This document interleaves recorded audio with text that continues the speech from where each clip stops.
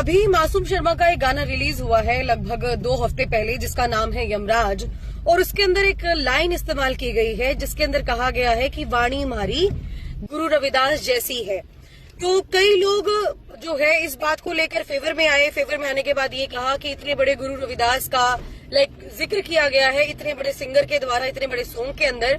वहीं दूसरी तरफ जो है लोग इस बात को हजम नहीं कर पा रहे हैं और वो कह रहे हैं लगातार कि जो मासूम शर्मा के गानों में बहुत सारी लाइनें वायरल होती हैं, उसके अंदर हत्या कर देंगे, लाश नहर में तैरा है, आदि आदि, और हाथ चढ़ा के मुद्दा मार दे, कांच काट दे, इस प्रकार की लाइनें जो है गुरु रविदास की वाणी में नहीं हो सकती। तो एक बहुत बड़ी कंट्रोवर्सी जो है सोशल मीडिया के माध्यम से देखने को मिल रही है इन दिनों। लेकिन इसको लेकर मैं एक ही बात कहना चाहूंगी कि जब अगर हम लोग चमार समाज की बात करें तो उस समय भी जो है मासूम शर्मा के खिलाफ हो गए थे, जब मासूम शर्मा ने खुलकर यूजीसी का विरोध किया था इस बात को लेकर कि अब तो लोग जो है विद्यार्थी जो है गलत तरीके से इसका इस्तेमाल करेंगे।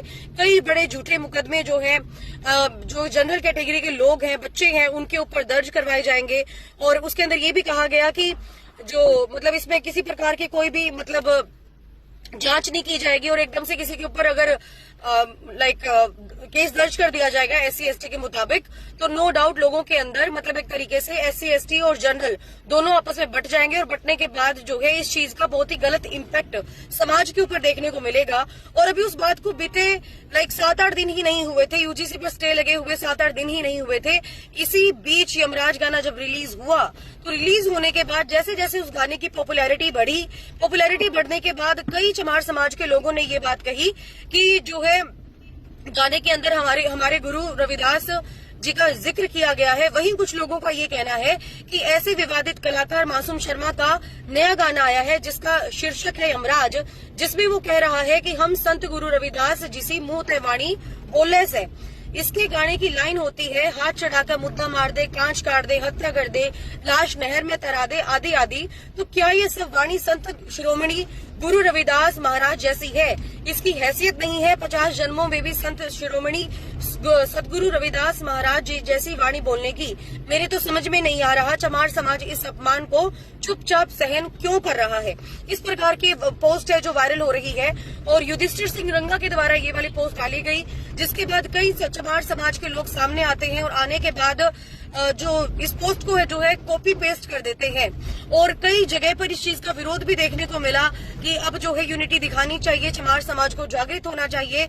इस प्रकार से हमारे गुरु की जो है बेइज्जती नहीं कर सकता, चाहे वो कोई भी कलाकार हो। इससे पहले भी बहुत सारी पोस्ट जो है युधिष्ठिर सिंह रंगा की वायरल हुई थी, जिसके अंदर उन्होंने कहा था कि ये काय का कलाकार है, राइटिंग इनकी नहीं होती, स्क्रिप्टिंग इनकी नहीं होती, सिर्फ और सिर्फ गला फाड़ के गाना ही आता है। इस प्रकार की बातें उनके द्वारा की गई।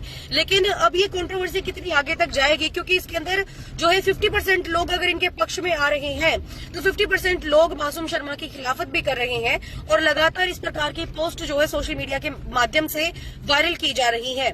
अब ये पूरी की पूरी बात सुनने के बाद आपका क्या मानना है ये तो आप जरूर बताइएगा ही बताएगा। लेकिन कई लोग तो जो थे वो इस चीज को लेकर बहुत ज्यादा पक्ष में थे कि गुरु रविदास का जिक्र जो है ऐसे गानों में किया गया है। लेकिन वहीं कई लोग इस प्रकार से अपोजिट खड़े हो गए मासूम शर्मा के कि एक तरफ तो आप चमार समाज का पक्ष लेने के बजाय, यूजीसी का पक्ष लेने के बजाय ये चीज दिखाते हैं कि यूजीसी के ऊपर जो है स्टे लगा देना चाहिए, और वहीं दूसरी तरफ जो है आप गुरु रविदास का नाम इतने बड़े गाने के अंदर लेकर उनकी इंसल्ट कर रहे हैं। क्योंकि जिस प्रकार से बात बोली गई कि गुरु रविदास जैसी वाणी है हमारी, तो वैसी वाणी आपकी नहीं हो सकती, चाहे आप 50 जन्म भी क्यों न ले ले।